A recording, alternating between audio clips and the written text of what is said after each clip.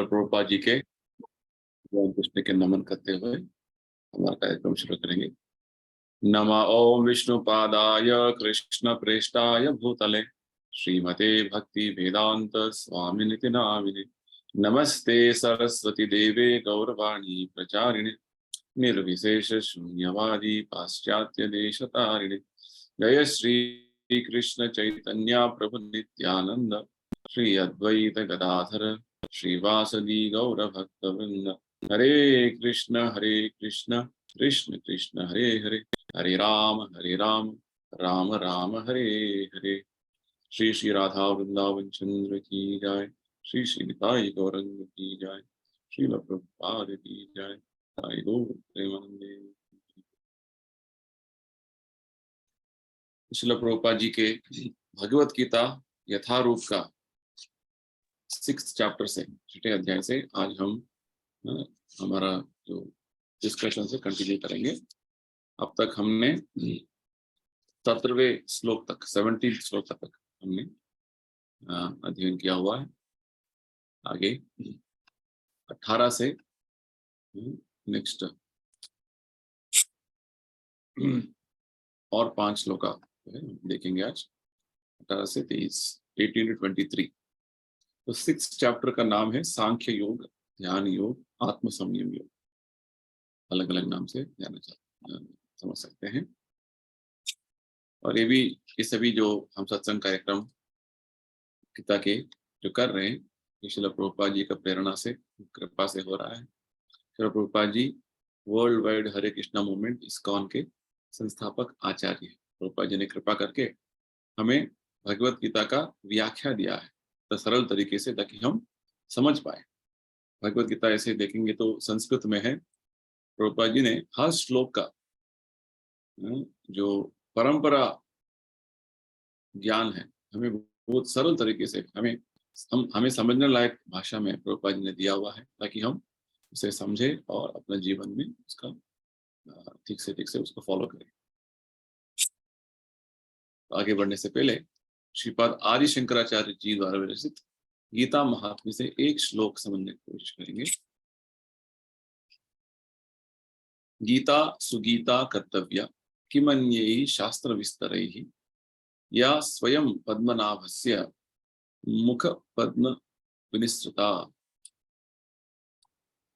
जो गीता साक्षात भगवान श्री विष्णु के मुख कमल से प्रकट हुई है, उस गीता का भली भांति गान करना चाहिए। यदि हम ऐसा करते हैं तो किसी और शास्त्र को जानने से क्या प्रयोजन। यहाँ पे आदि शंकराचार्य जी समझा रहे हैं कि भगवत गीता का जो ज्ञान है, वास्तव में सभी शास्त्रों का ज्ञान उसमें सम्मिलित है। प्रभुपाद जी यही बात हमें गीता के पहले अध्याय के पहले श्लोक में ये बात बताते हैं।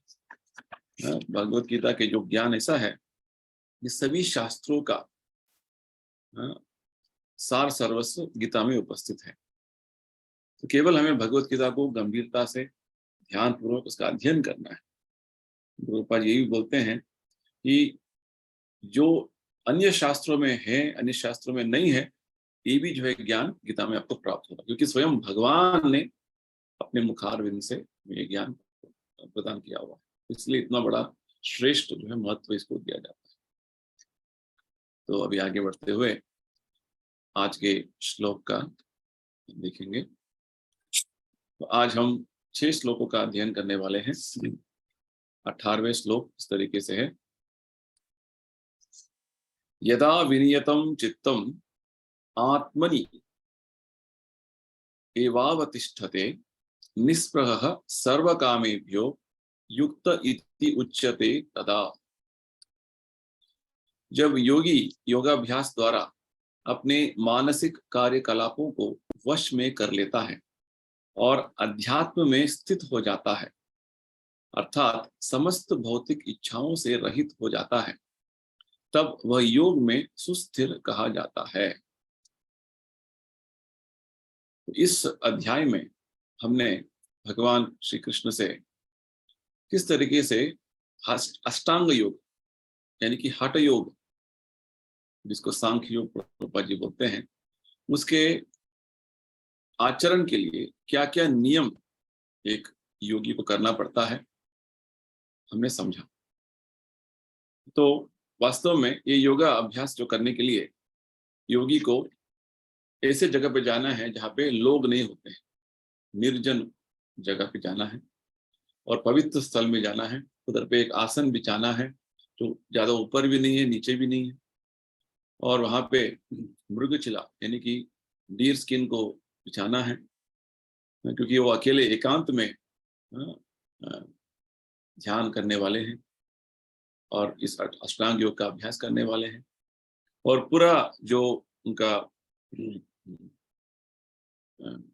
जो ध्यान है वो परमात्मा के रूप में केंद्रित होना है। इसके लिए उनकी जो आंखों को जो है पूरा बंद नहीं करना है, अपने नाक पर उन्होंने उसे केंद्रित करना है और मन बुद्धि को संपूर्ण तरीके से कोई दूसरा भौतिक इच्छा से मुक्त रहना है। इस तरीके से बहुत सारे नियमों के बारे में भगवान बता रहे थे। और यहाँ तक कि भगवान ने ये भी बताया है कि योगी को इस तरीके से योगाभ्यास करने के लिए ज्यादा उसका आहार सेवन जो है ज्यादा नहीं होना है, कम भी नहीं होना है। उसका नींद करने का, निद्रा करने का जो बात है वो भी ज्यादा नहीं होने, कम नहीं होना है। युक्त यानी कि बहुत नियमित तरीके से उसे अपना आहार सेवन होगा, अपना निद्रा जो करने का बात है, अपना कार्य करने का बात है, उसे बहुत युक्त तरीके से नियंत्रित तरीके से करना है, भगवान बता रहे हैं।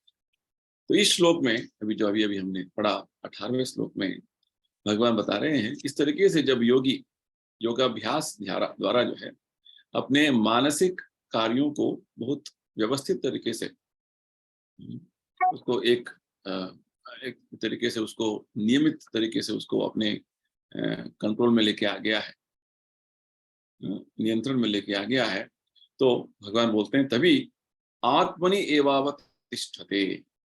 वो योगी वास्तव में आध्यात्मिक स्तर पर आ चुका है। आध्यात्मिक स्तर पर आ चुका है यानी कि उसके मन में किसी तरीके से काम वासनाएं नहीं है। निष्प्रह सर्व कामेभ्यः, सभी तरीके के काम वासनाओं से वो मुक्त हो गए हैं। और इस अवस्था को भगवान बोलते हैं वो योग परिपूर्णता के स्तर पर आ गया है, भगवान बोलते हैं।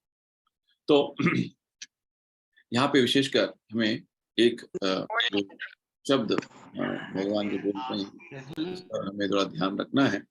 जो भगवान बता रहे हैं कि वास्तव में साधारण व्यक्ति और योगाभ्यास करने वाले साधक हैं, उनमें अंतर क्या है।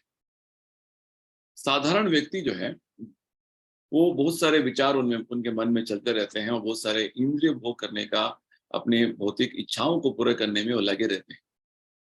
प्रभुपाद जी बताते हैं जो योग पद्धति में जो साधक होते हैं उनका यही एक लक्षण होता है कि सभी तरीके के भौतिक इच्छाओं से वो मुक्त हो जाते हैं। निष्प्रह सर्व कामेभ्यः यानी कि सभी तरीके के इच्छाएं से वो दूर रहते हैं, क्योंकि इच्छाएं ही वास्तव में भौतिक इच्छाएं जो है वही हमारे योगाभ्यास करने के लिए सबसे बड़ा बाधा है। तो प्रभुपाद जी समझाते हैं इस भौतिक संसार में सबसे बड़ा जो भौतिक इच्छा एक व्यक्ति में जो रह सकता है वो है मैथुन सुख, सेक्स लाइफ। तो एक परिपूर्ण योगी जो है वास्तव में अपने कार्यों में इतना नियंत्रण में वो कार्य करता है, नियंत्रित हो जाता है कि उसके मन में इन तरीके के सभी कोई तरीके के जो है कामनाएं जो वासनाएं नहीं रहते हैं। और प्रभुपाद जी बोलते हैं इस तरीके की जो परिपूर्णता जो है, परफेक्शन जो है, ये जब व्यक्ति कृष्ण भावनामृत में भगवान कृष्ण का भक्ति में लग जाता है तो अपने आप इस स्तर पर आ सकते हैं। तो प्रभुपाद जी हमें अम्बरीश महाराज का उदाहरण देते हैं। अम्बरीश महाराज का उदाहरण भागवत में आता है। अम्बरीश महाराज पूरा इस धरती के राजा थे, फिर भी वो सबसे श्रेष्ठ भक्त माने जाते थे। सबसे श्रेष्ठ भक्त क्यों? इसलिए क्योंकि वो अपने हर इंद्रियों को अपने मन को भगवत सेवा में लगाते थे। किस तरीके से लगाते थे बताते हैं। सवै मन कृष्ण पदारविंदयो, अपने मन को केवल भगवान के चरण कमलों का स्मरण में लगाते थे। तवै मन कृष्ण पदारविंदयोर वाचांसि वैकुंठ गुणानुवर्णने। अपने वाचा शक्ति यानी बोलने की शक्ति को भगवान और भगवत धाम का वर्णन करने में हमेशा से उपयोग करते थे। और करो हरेर मंदिर मार्जनादिशु, अपने हाथों को भगवत मंदिर का मार्जन, उसका सफाई करने में उपयोग करते थे। श्रुतिम चकाराचुर सत्कत हो गई, अपना श्रवण करने का शक्ति जो से केवल सत्कतो दे, यानी कि सत्संग में जो भगवत ज्ञान जो साधु संत बोलते थे उसे श्रवण करने में हमेशा लगाते थे। अपने मन को भगवान के चरण कमल में ध्यान करना, अपना वाचा शक्ति बोलने का शक्ति को केवल भगवान के गुणगान करने में, अपने हाथों को मंदिर के मार्जन करने के लिए, अपने जो श्रवण शक्ति को भगवान के कथा सुनने में, मुकुंद लिंगालय दर्शनीय दृशौ, अपने आंखों का शक्ति जो है भगवान के मंदिर का दर्शन करने के लिए, तद्भृत्य गात्रे स्पर्शिंग संगमम। और जब इस तरीके से भगवत सेवा में लगे रहते थे तो बहुत सारे दूसरे भक्त भी भगवत सेवा में लगे रहते थे। तो अपना स्पर्श का जो इंद्रिय है त्वचा, उसको भगवत सेवा में करते समय दूसरे भक्तों के साथ उनका स्पर्श हो जाता है। तो इसमें इस तरीके से वो स्पर्श जो है वो उपयोग करते थे।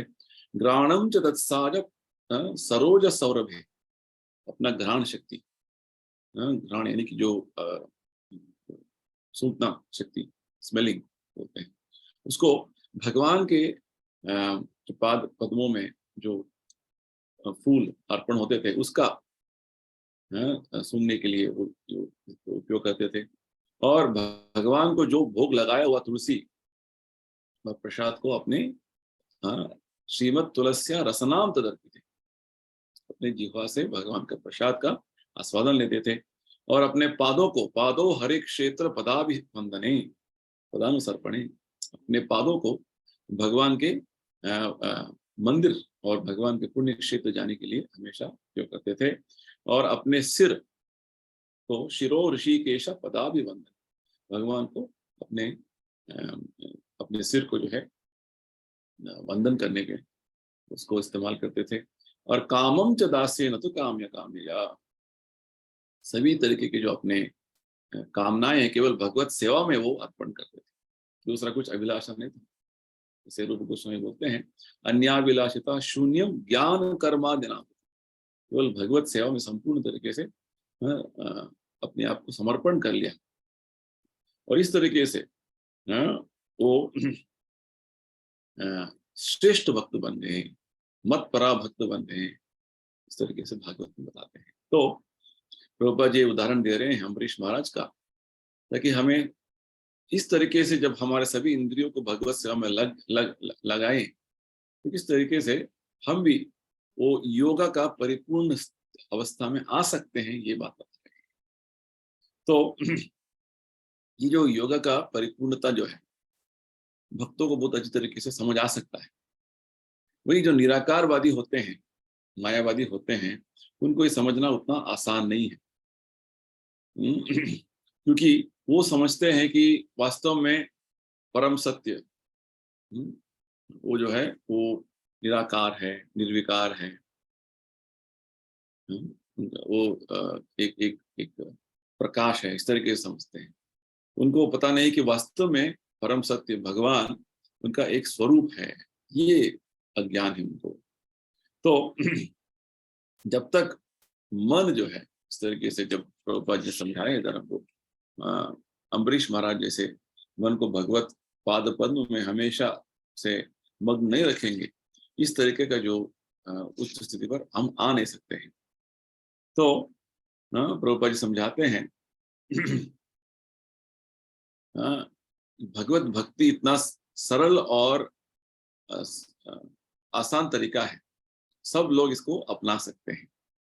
इसलिए भगवान यहाँ पे बता रहे हैं कि युक्त इति उच्यते तदा, युक्त यानी कि भगवान के साथ जैसे युक्त वैराग्य, भगवान के साथ भगवान के संबंध में जो जो कुछ कार्य करते हैं भक्ति में, हर जो कार्य होता है भगवत संबंध में ही करते हैं और किसी दूसरे विषय में नहीं करते हैं। भगवान को भोग लगाना हो, भोग लगाने से पूर्व भगवान के लिए जो भोग भोग बनाने के लिए जो चीजें खरीदना हो, तो सभी चीजें मन में केवल भक्त को भगवान का ही केवल ध्यान है।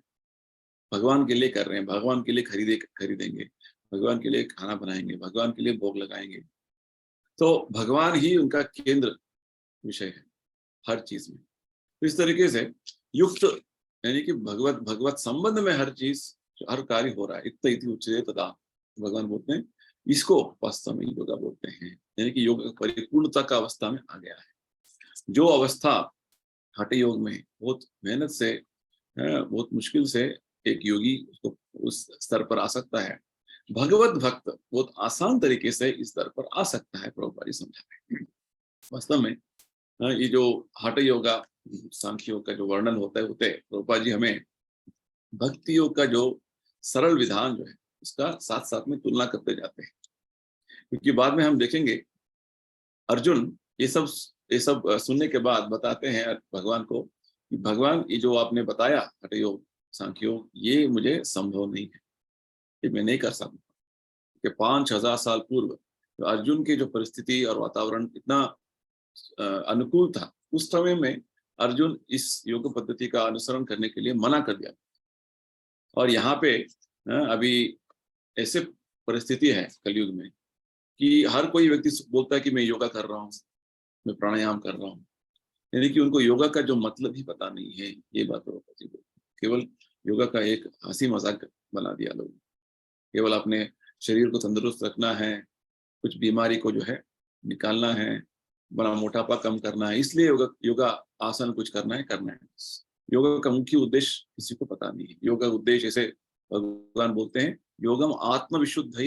योगा से हमारा अस्तित्व शुद्ध होकर हम भगवत संबंध में फिर से हमारा जो अस्तित्व है वो जुड़ना है।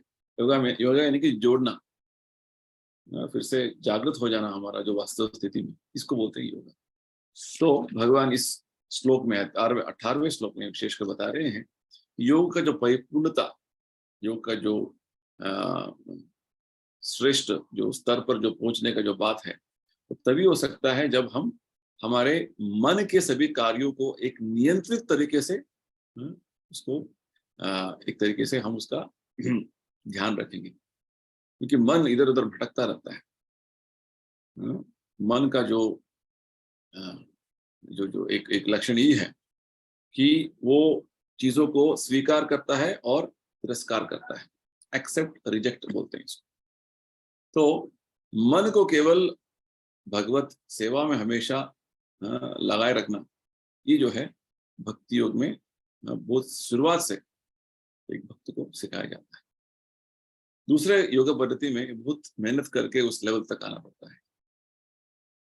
भक्ति योग में ये अपने आप जो है शुरुआत से हरे कृष्ण जप करें तो अपने आप मन, क्या बोलते हैं प्रभुपाद जी, जब जप करते हैं तो उस शब्द को आप सुनिए, हरे कृष्ण जप कीजिए और उसी शब्द को आप ध्यान से सुनिए, यानी कि आपका मन इधर उधर नहीं जाना है। एक एक शुरुआत के जो भक्त भी मन को एक तरीके से एक डिसिप्लिन में लेके आ सकते हैं, ये बात होता है। चलिए नेक्स्ट श्लोक देखेंगे अभी।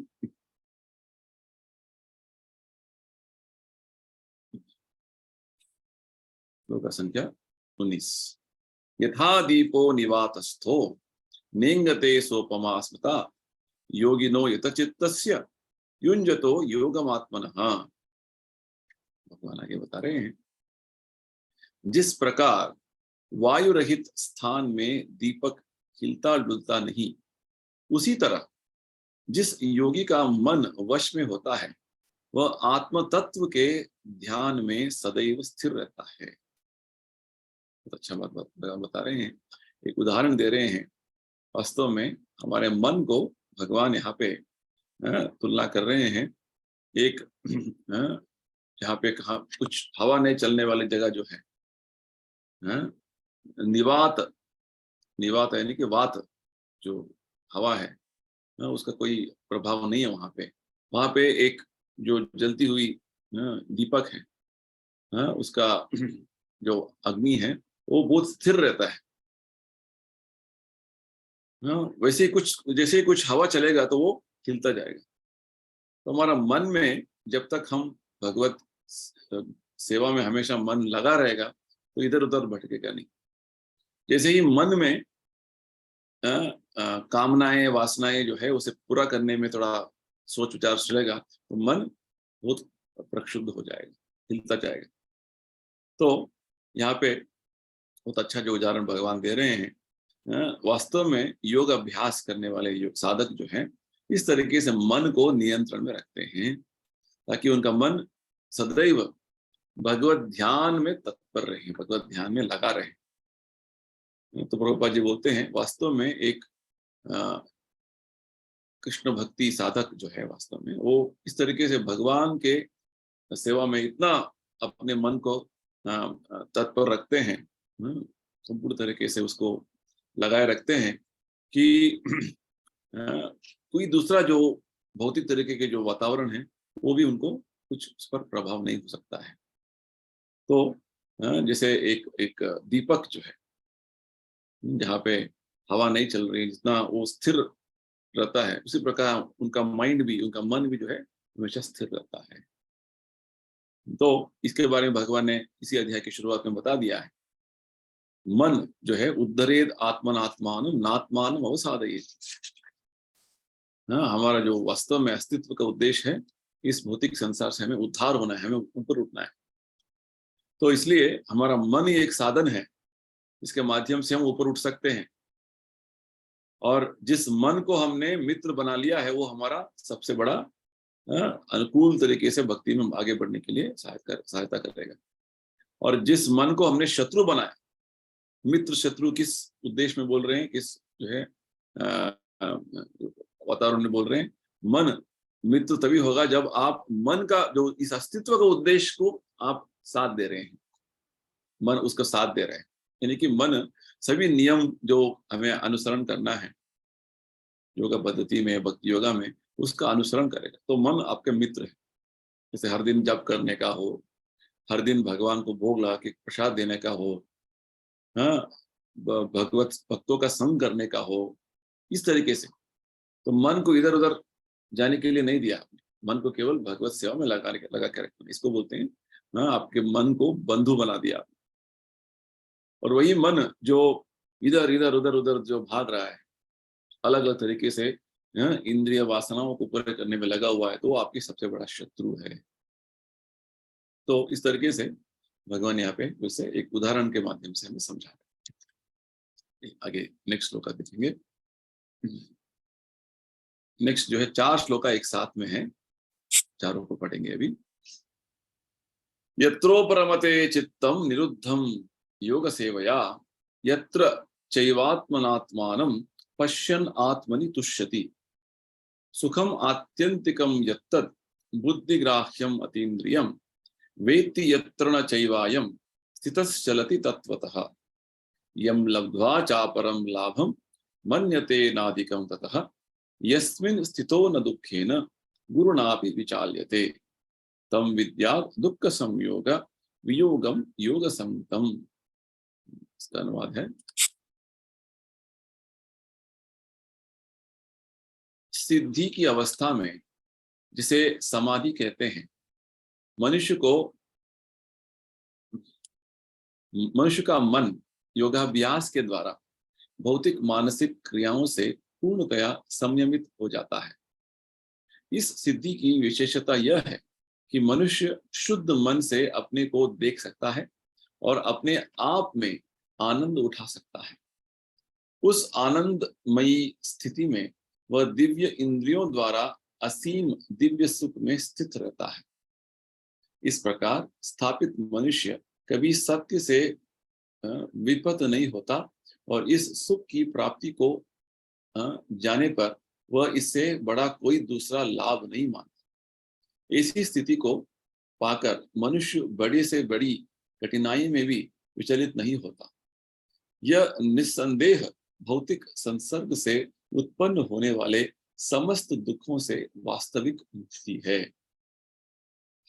तो यहाँ का जो वर्णन थोड़ा टेक्निकल है, इसे समझने का थोड़ा कोशिश करेंगे धीरे धीरे। तो वास्तव में यहाँ पे भगवान अभी हमें 18वें श्लोक में योग का परिपूर्णता, योग का जो सिद्धि क्या है वो समझा रहे थे। जब आपके मन वो नियंत्रित तरीके से केवल उस योग अभ्यास के जो नियमों का अनुसरण करते हुए सभी तरीके के वासनाओं से, काम वासनाओं से मुक्त हो गया, तो आप योगा के सिद्धि पे आ गए, योग सिद्धि आध्यात्मिक स्तर पे आ गए। और भगवान ने क्या उदाहरण दिया, इस प्रकार एक वात रहित, यानी कि हवा जो नहीं चल रहा है उस जगह पे, बिना हवा चलने वाली जगह पे एक जलती हुई दीपक का जो अग्नि है, कितना जो है वो स्थिर रहता है, ठीक उसी प्रकार योगी का जो मन भी जब इंद्रिय भोग के विषयों से, विचारों से वो विचलित नहीं होता है, इस तरीके से वो स्थित रहता है, केवल भगवत सेवा में, भगवान का जो है स्मरण में वो इस तरीके से स्थिर रहता है, भगवान समझाए। तो यहाँ पे विशेषकर भगवान वो समाधि स्थिति का वर्णन कर रहे हैं। जब ऐसे ही एक योगी साधक जो है भगवत स्मरण में, भगवान के पूर्ण तरीके से ध्यान में मग्न हो गया है, उसको समाधि बोलते हैं। वो समाधि स्थिति का वर्णन यहाँ पे भगवान समझा रहे हैं। तो बहुत अच्छा जो है वर्णन इधर दे रहे हैं, करके थोड़ा हम धीरे धीरे समझेंगे।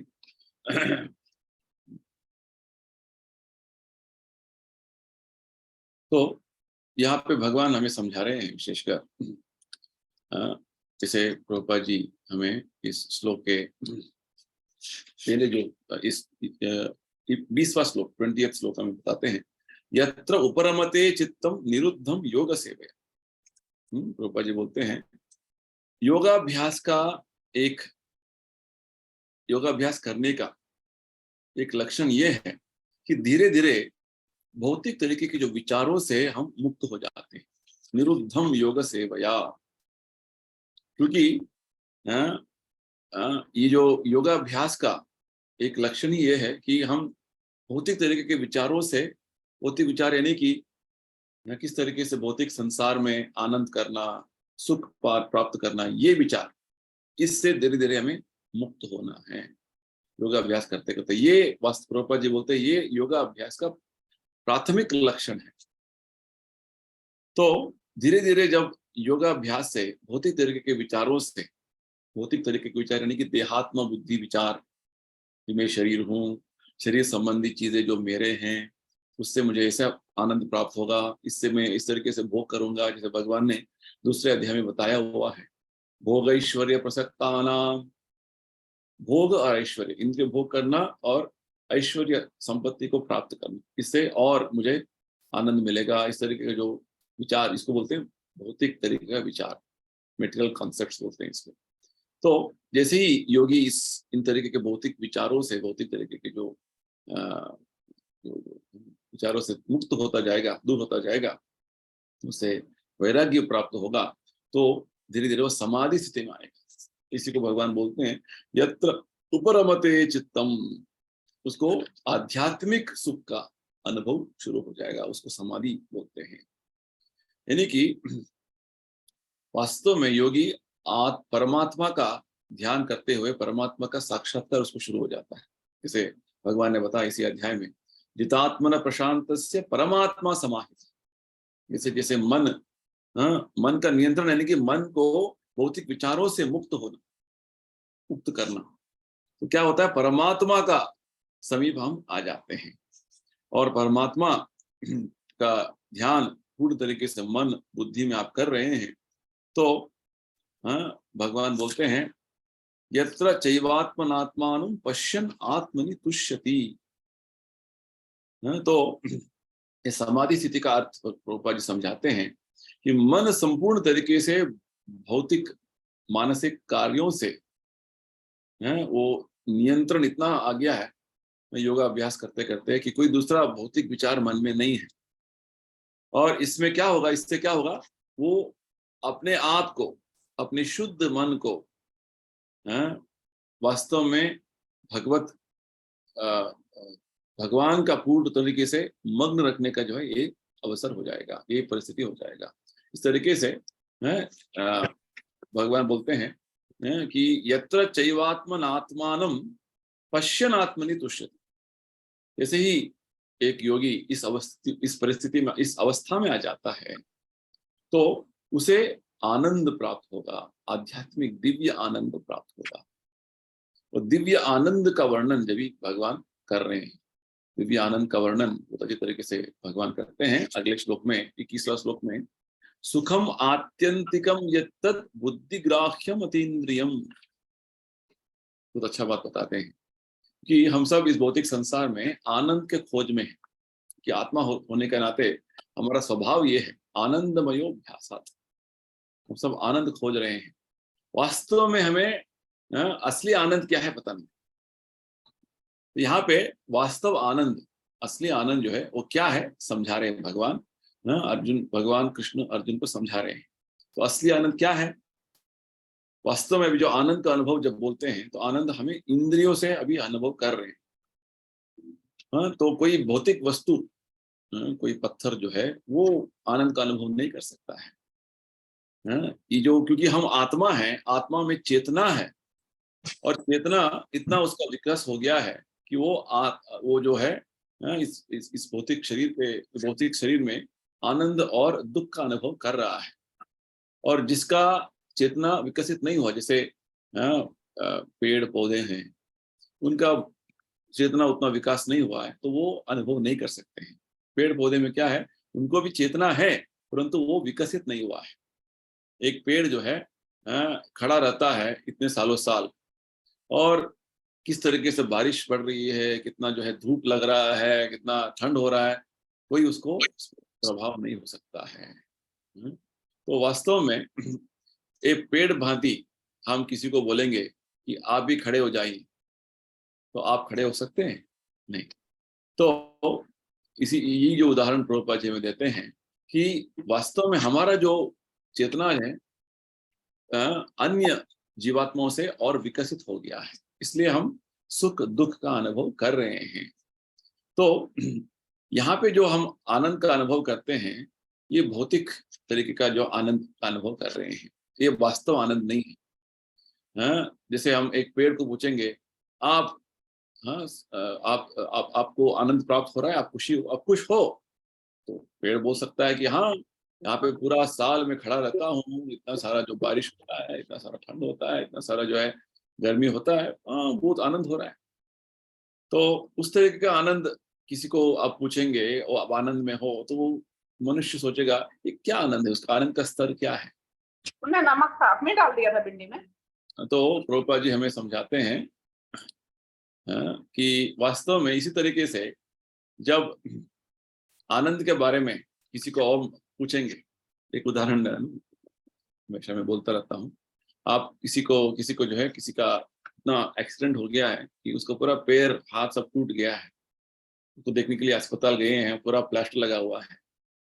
तो जैसे हम किसी से बात करते हैं ना, आप कैसे हैं, ये जो आदमी जिसका एक्सीडेंट हो गया, हाथ पैर टूटा हुआ है, सब लटक रहा है अस्पताल में, वो बोलता है हाँ आई एम फाइन, अच्छा हूँ। वो अच्छा क्या है, इस तरीके का आनंद क्या है? तो प्रभुपाद जी समझाते हैं हमको, इसी तरीके से अलग अलग स्तर के, अलग अलग श्रेणी के जो जीवात्मा है, उनका अलग अलग स्तर का आनंद का अनुभव होता है, अलग अलग स्तर का दुख भी वो अनुभव करते हैं। जैसे प्राणी जगत में, पशुओं के जो दुनिया में हम देखते हैं, बहुत सारे टाइम में बकरी को जो है कसाई खाने में लेके जा रहे हैं, उसको काटने के लिए, गर्दन काटने के लिए। दूसरे जो बकरी देख रहे हैं, मेरा ही जो एक भाई है, उसका अभी वो उसको मारने वाले हैं, मेरा अभी नेक्स्ट जो आएगा मारने का टाइम, तो फिर भी वो आनंद से घास खा रहा है, हरा घास खा रहा है। तो उसको इतना भी बुद्धि नहीं है कि मेरा जो है नेक्स्ट जो है मुझे मारेंगे। तो इस तरीके का आनंद में वो मग्न है। वही जो विषय मनुष्य के साथ हुआ था, तो एक मनुष्य को मार रहे हैं, उसके सामने दूसरे मनुष्य घबरा जाते, वो उससे भागने की कोशिश करते। तो यहाँ पे विशेषकर भगवान हमें सुखमात्यंतिकम यत्तत्, सबसे श्रेष्ठ सुख, यानी कि उन्नत सुख का अनुभव क्या है ये बताते हैं। तो सुखम आत्यंतिकम यत्तत् बुद्धिग्राह्यम अतीन्द्रियम, बुद्धिग्राह्यम यानी कि बुद्धि, हमें हमारे भौतिक बुद्धि नहीं, आध्यात्मिक बुद्धि से समझना है। जैसे ही हमें इस भौतिक संसार में भी भौतिक आनंद सुविधाओं से रहना है तो कुछ बुद्धि रहना है। जैसे पशु जो होते हैं उनका उतना बुद्धि नहीं है, इसलिए वो इस तरीके से मनुष्य आनंद ले सकते हैं, वो उतना उस स्तर पर आनंद नहीं ले सकते। तो भगवत गीता विशेषकर जब बता रहे हैं बुद्धिग्राह्यम अतीन्द्रियम, यानी कि ये हमारा भौतिक इंद्रिय से अतीत है, ये उन्नत सुख, परम सुख, सुखम आत्यंतिक सुख जो है, परम सुख, आध्यात्मिक सुख है, ये भौतिक इंद्रियों से ग्रहण नहीं हो सकता है। जैसे प्रभुपाद जी उदाहरण देते हैं, आप एक मृत व्यक्ति का एक उदाहरण लीजिए, उसके भी सभी इंद्रिय हैं, हाथ है, कान है, उसका नाक है, सभी इंद्रिय है, परंतु वो आनंद का अनुभव नहीं कर सकता है क्योंकि वो मृत शरीर है, क्योंकि उसके लिए बुद्धि का आवश्यक है, बुद्धि आवश्यक है, क्योंकि आत्मा का उपस्थिति होना है, उससे जो है हम भौतिक शरीर का उसका जो कार्य होना है। तो भौतिक मृत शरीर किस लिए अनुभव नहीं कर पा रहा है, क्या अंतर है? शरीर सब है, सभी तरीके के जो इंद्रिय सभी है, क्योंकि उसके लिए बुद्धि का आवश्यक है, और जो बुद्धि कहाँ से आ रहा है? एक आत्मा से। वो आत्मा और शरीर से निकल गया है, इसलिए उसको भोग करने का कोई क्षमता नहीं, शक्ति नहीं। और बुद्धि के बारे में और थोड़ा वो हम थोड़ा सोचेंगे, वास्तव में ये शरीर आनंद अनुभव नहीं कर रहा था, वास्तव में आत्मा की उपस्थिति से इस शरीर को आनंद का अनुभव हो रहा था। इसे समझने के लिए थोड़ा बुद्धि चाहिए। वास्तव में मैं सोचता हूँ अभी मेरे इंद्रियों से मैं भोग कर रहा हूँ, वास्तव में हम इंद्रिय से भोग नहीं कर रहे हैं। वास्तव में जब सब आत्मा अंदर में है तभी वो आनंद का, इंद्रिय भोग का अनुभव कर सकता है। आत्मा को आनंद अनुभव करने का क्षमता है, शक्ति है। तो वो शक्ति जो है वास्तव में अभी इस भौतिक शरीर जो है उसके माध्यम से, जो भौतिक शरीर इसको जो है ढका हुआ है अभी हमारा शरीर, इसलिए ये जो आनंद का अनुभव कर रहे हैं वो ठीक से आनंद नहीं हो रहा है। एक तरीके का झूठा आनंद जो है, हम एक गलत आनंद का अनुभव कर रहे हैं, इसको बोलते हैं फॉल्स एंजॉयमेंट। तो ये मृत शरीर में आनंद का बात कहाँ होगा? संभव ही नहीं है। जिस तरीके से मृत शरीर आनंद प्राप्त नहीं कर सकता है, जैसे एक मृत शरीर को, एक मनुष्य का शरीर को, एक मर्द के शरीर को एक सुंदर औरत, आप एंजॉय करो इसको, भोगो बोल के बोलेंगे तो क्या होगा? वो संभव नहीं, आनंद अनुभव नहीं कर सकता है, क्योंकि उसके शरीर में, मृत शरीर में आत्मा निकल गया है। तो वास्तव में आत्मा इस शरीर में आनंद ले रहा है। तो आत्मा आनंद ले रहा है, यानी कि हमें समझना है कि आत्मा का अपने आध्यात्मिक इंद्रिय भी है, ये बात है। तो जब भगवान बोलते हैं अतीन्द्रिय, यानी कि भौतिक इंद्रिय नहीं, आध्यात्मिक इंद्रिय, आध्यात्मिक इंद्रिय अभी सो रहे हैं, उसको जगाना पड़ेगा। तो जगाने का जो कार्य है ये भक्ति मार्ग है।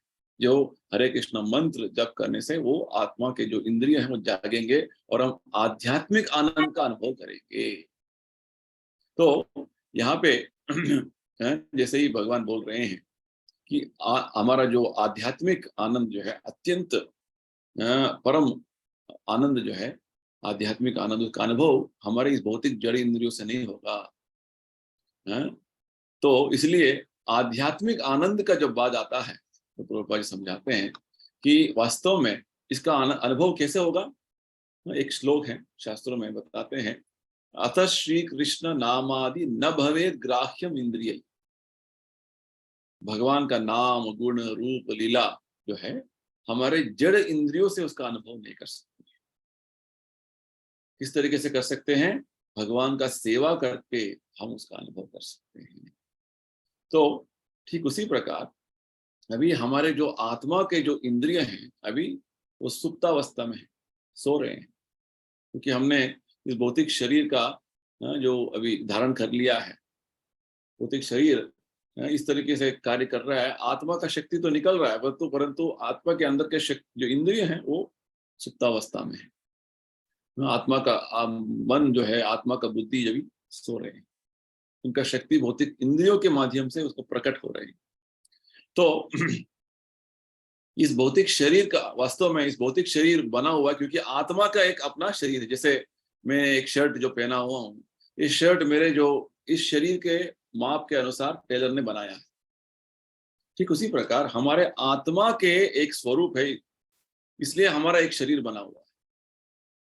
ठीक है, तो जैसे ही हम हमारे वास्तव आध्यात्मिक शरीर का जागरण करेंगे तो क्या होगा, हमारा आध्यात्मिक इंद्रिय जागरण हो जाएंगे, तो हम उस आनंद का जो अनुभव करेंगे उसको बोलते हैं अतीन्द्रिय अनुभव, यानी कि आत्यंतिक सुख का अनुभव करेंगे। तो वास्तव में इस श्लोक के माध्यम से भगवान हमें समझा रहे हैं कि हम आत्मा जो है वो निराकार नहीं है, एक आत्मा का एक स्वरूप है। वो स्वरूप अभी वो जो है वो सो रहा है सुप्तावस्था में। उसका स्वरूप जागरण होगा जब हम आध्यात्मिक कार्य, भक्ति कार्य में लगेंगे, और धीरे धीरे जब भक्ति कार्य में लगेंगे तो धीरे धीरे वो जागृत होगा। जितना जागृत होगा उतना हम आध्यात्मिक आनंद का अनुभव करेंगे। इसके बारे में भगवान ने पिछले अध्याय में थोड़ा बहुत हमें इसका सूचना दिया है। 24वां श्लोक में 5वें अध्याय के भगवान बताते हैं, यो अंत सुख अंतराराम तथांतर ज्योतिरेव यः। वास्तव में हमारा आनंद भीतर है, अंदर है। अंत सुख अंतर आराम, यानी कि अंदर से जो है हमें आनंद का अनुभव होता है जब हमारा आत्मा का जागरण हो जाता है। आत्मा का अपना आध्यात्मिक इंद्रियों के साथ आध्यात्मिक मन, आध्यात्मिक बुद्धि, आध्यात्मिक का जो अस्तित्व जागृत हो जाता है तो आनंद अनुभव करता है इस तरीके से। तो इसको समझने के लिए हमें भगवान का जो ज्ञान, जो बुद्धि भगवान ने गीता के माध्यम से दिया है, उससे हमें जोड़ना है हमारा बुद्धि को, भौतिक बुद्धि को। तभी उसको बुद्धि योग बोलते हैं। ठीक है, और बुद्धि योग जैसे प्रभुपाद जी बहुत अच्छा उदाहरण हमेशा देते रहते हैं। वो बोलते हैं जैसे एक लोहे का टुकड़े को आप जब अग्नि में डालेंगे, आग में डालेंगे, तो क्या होता है, धीरे धीरे धीरे एक समय आ जाएगा कि वो लोहा लाल हो जाएगा, अग्नि जैसा हो जाएगा। और अग्नि को किसी वस्तु को आप उसको स्पर्श करेंगे तो वो अग्नि जैसा ही उसका कार्य होगा। ठीक उसी प्रकार अभी हमारे जो भौतिक शरीर जो है, इसके माध्यम से जब हम आध्यात्मिक कार्यों में, आध्यात्मिक कार्य के अग्नि में हमेशा उसको रखेंगे, स्पर्श रखेंगे, तो धीरे धीरे हमारा शरीर भी आध्यात्मिक हो जाएगा, आध्यात्मिकरण, स्पिरिचुअलाइज हो जाएगा। तो इसलिए हरे कृष्ण मंत्र जाप करना हो, भगवत गीता का अध्ययन करना, ये सब कार्य क्या है, वास्तव में हमारे अभौतिक अस्तित्व को आध्यात्मिकरण करना, स्पिरिचुअलाइज करना, ताकि धीरे धीरे हमारा अंदर के जो आत्मा के जो आध्यात्मिक शरीर है उसका जागरण हो, आध्यात्मिक अस्तित्व का जागरण हो। अभी वो सुप्तावस्था में है। तो जब इसका जागरण हो जाता है तो शास्त्र में विशेषकर एक वैदिक शास्त्र में बताते हैं, रमन्ते योगिनो अनंते सत्यानंदे चिदात्मनि। इसके बारे में हमने सुना चले 5वें अध्याय के एक श्लोक में प्रभुपाद जी पद्म पुराण से हमें उल्लेख करते हैं, रमन्ते योगिनो अनंते सत्यानंदे चिदात्मनि। ये आध्यात्मिक आनंद, परम आनंद का जो अनुभव क्या होता है, उसका अनंत अनुभव, अनंत जो है सुख का अनुभव ऐसा है कि हमेशा हम आनंद का अनुभव करते जाते हैं। भौतिक सुख का, भौतिक आनंद का एक लक्षण क्या है, भगवान बताए हैं कि उसका आदि है, अंत है। यही संस्पर्श जाब होगा दुख योनि एवते आदि अंत कौन्तेय। भौतिक सुख प्राप्त करने के लिए बहुत सारा मेहनत करना पड़ता है, और हर भौतिक इंद्रिय तृप्ति का एक लक्षण यह है कि बाद में बहुत सारा उसका दुख भी आपको झेलना पड़ता है। ये भौतिक सुख का एक लक्षण है। और भौतिक सुख का एक शुरुआत है, एक अंत है। आध्यात्मिक आनंद का हाँ अनंत अनुभव है, वो उसका कोई अंत नहीं है, ये बात है। तो आध्यात्मिक जीवन में जब हम भक्तियों का आचरण में जब लग जाते हैं, कोई भी आध्यात्मिक मार्ग में, भक्ति योगी हो, ज्ञान योगी, ध्यान योगी, कोई भी जो है उनको योगी का ठीक मार्ग में वो चल रहे हैं, तो भगवान अंदर से अंत सुख यानी कि अंदर से जो है वो उनको आनंद प्राप्त करते हैं, आनंद जो प्रदान करते हैं, यानी कि वो आनंद अनंत सुख का अनुभव जो है योगी को, साधक को अनुभव होता है। तो इसलिए यहाँ पे जब भगवान बोल रहे हैं सुखम आत्यंतिकम यत्तत् बुद्धिग्राह्यम अतीन्द्रियम, यानी कि ये जो आनंद का अनुभव जो है साधारण का आनंद अनुभव नहीं है, ये दिव्य आनंद का अनुभव है। तो भगवान आगे बताते हैं कि वेत्ति यत्र न चैवायम स्थितश्चलति तत्वतः, जो इस आनंद का अनुभव नहीं कर, आनंद का अनुभव नहीं है उनको, वो इस भौतिक संसार के भौतिक आनंद का, तुच्छ आनंद का पीछे भाग रहे हैं। क्योंकि आनंद का अनुभव करना, आनंद का खोज करना आत्मा का स्वभाव है। जैसे प्रभुपाद जी एक अच्छा उदाहरण देते हैं हमको। एक व्यक्ति ने अपने मित्र को, अपने मित्र से एक सुझाव उसको मिला था कि आप गन्ने जो है चबाते रहेंगे तो उसमें बहुत अच्छा रस निकलेगा। तो बस मित्र ने बोला है उस व्यक्ति को, तो बस उसको पता नहीं था कि गन्ना क्या है, शुगर केन क्या है। तो मित्र से पूछा उसने, व्यक्ति ने, गन्ना कहाँ क्या है, कैसा होता है वो। उसने बताया गन्ना जो होता है वो एक जो है बम्बू जैसा होता है, और बम्बू जैसा होता है, उसको बस चबाना है। तो ये मूर्ख व्यक्ति जो है सभी तरीके के जो बम्बू को लेकर उसको चबाने लगा गन्ने सोचकर, तो गन्ने का स्वाद कैसे आएगा। तो इस तरीके से भौतिक दुनिया में क्या हो रहा है, हमें आनंद का अनुभव का बहुत जो है इच्छा है, वो खोज है, हम ढूंढ रहे हैं, परंतु इस भौतिक संसार में हम खोज रहे हैं जहाँ पे आनंद ही नहीं है। जैसे गन्ने समझकर हम बम्बू उसको चबाते रहेंगे तो कैसे रस मिलेगा उसमें। इस भौतिक संसार में इस तरीके से हमारा हो रहा है। तो वेत्ति यत्र न चैवायम स्थितश्चलति तत्वतः, तो यहाँ पे आनंद का अनुभव ही नहीं है। वास्तव में भौतिक संसार में जो हम आनंद सोचते हैं, आनंद नहीं है, केवल एक मिथ्या तरीके का अनुभव है बस। तो थोड़ा बहुत आनंद का अनुभव का कुछ प्रभाव रहेगा, परंतु वो वास्तव आनंद नहीं है। तो इस तरीके से भगवान बताते हैं तत्वतः वास्तव में जो आनंद क्या है उसके बारे में भगवान बताते हैं आगे। यम लब्ध्वा चापरम लाभम मन्यते नादिकम ततः, यह आनंद का अनुभव ऐसा है कि एक बार इसका अनुभव हो गया तो वो साधक जो है उसके पीछे भागता रहता है, फिर से अनुभव करने का, फिर से बार बार अनुभव करने का।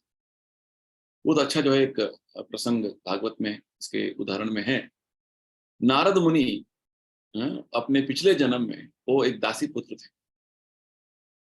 तो ऐसा हुआ कि जब नारद मुनि बचपन में उनके माता कुछ संतों का उन्होंने सेवा किया था, चतुर्मासी के समय में, चतुर्मास चल रहा है, तो उन संतों के कृपा से नारद मुनि को उनका उच्चिष्ट यानी कि जो प्रसाद लिया उन्होंने, उसको जो छोड़ा हुआ था, उसके अनुमति से उन्होंने कुछ उच्चिष्ट ग्रहण किया।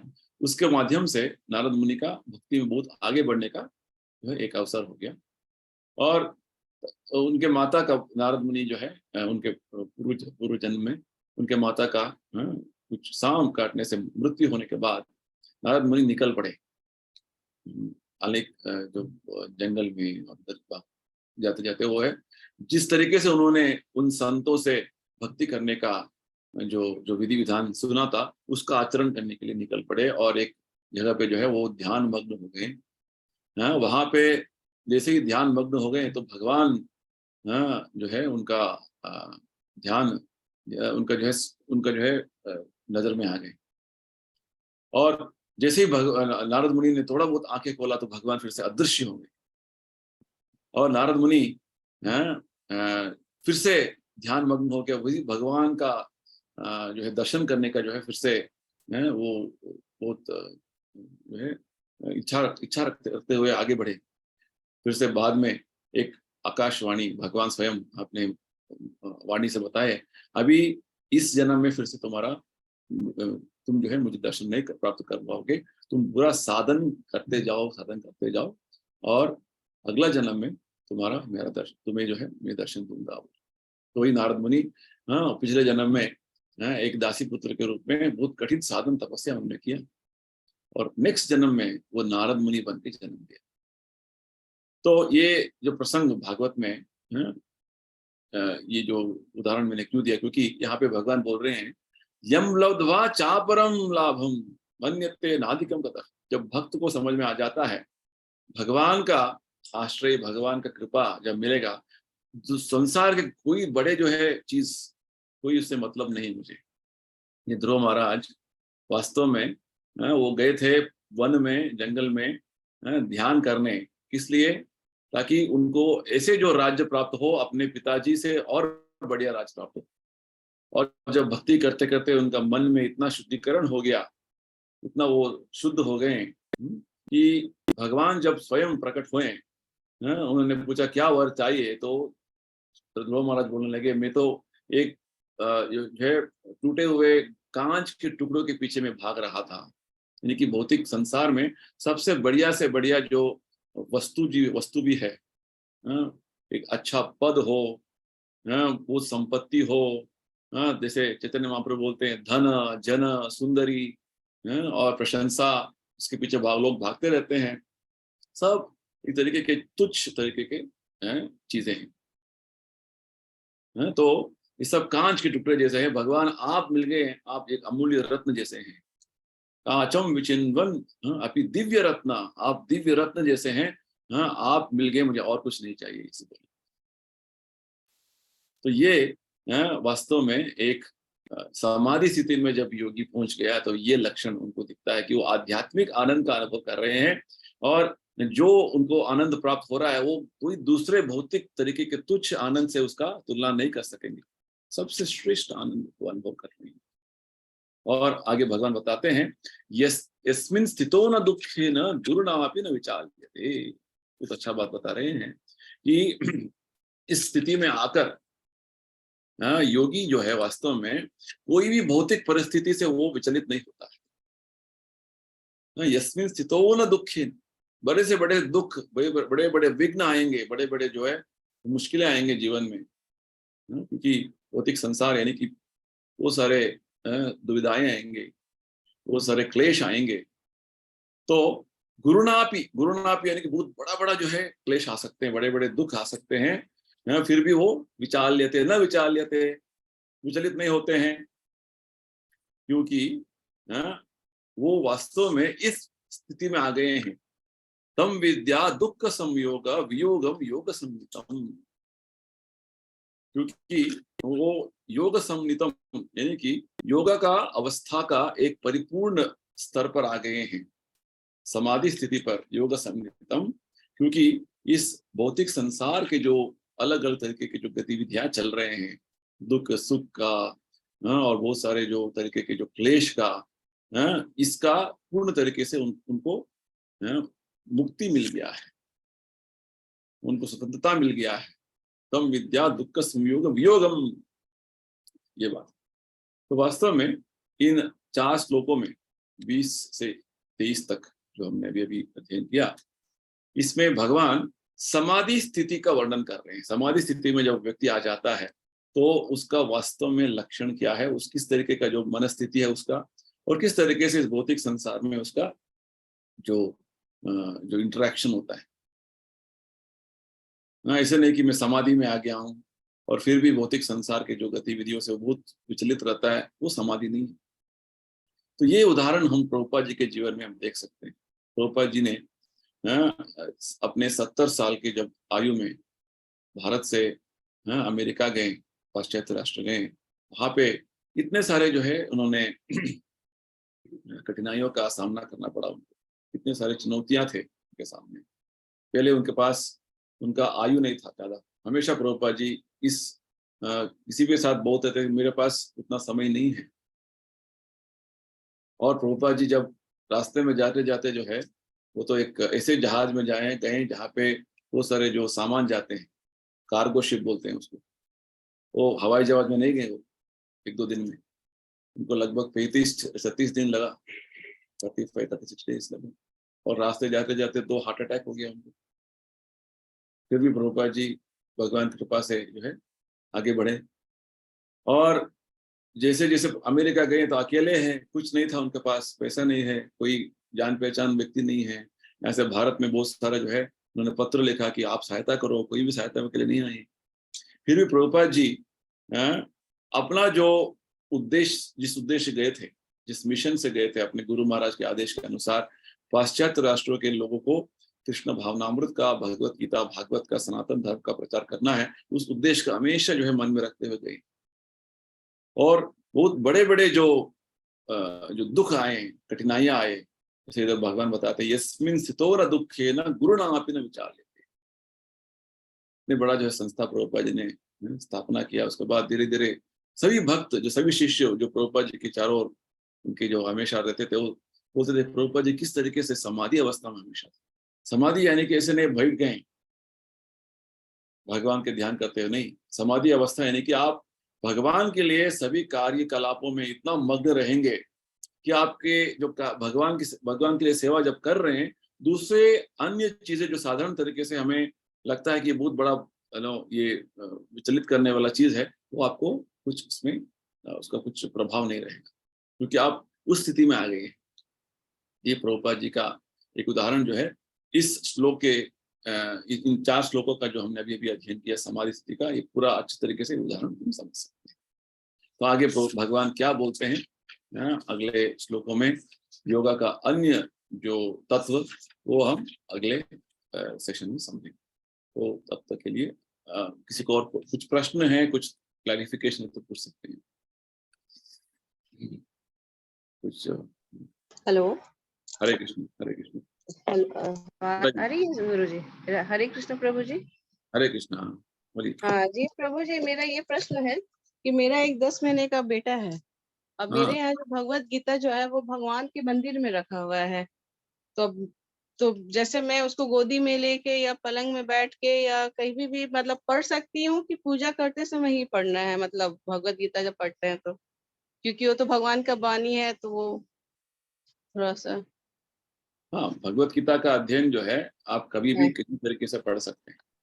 हाँ, जी इसे कुछ नियम नहीं है, भगवान ने ऐसे कुछ नियम नहीं बनाया कि आप केवल पूजा करने का टाइम में पढ़ना है, ऐसा कुछ नहीं। हम जी तो सबको बोलते हैं कि आप जब आपको पूरा दिन आप इतना व्यस्त रहते हैं, गीता अध्ययन करने के पास आपके पास समय भी नहीं है, तो आप सोने से पहले 10-15 मिनट भगवत गीता का एक श्लोक और उसका तात्पर्य पढ़कर सोइए।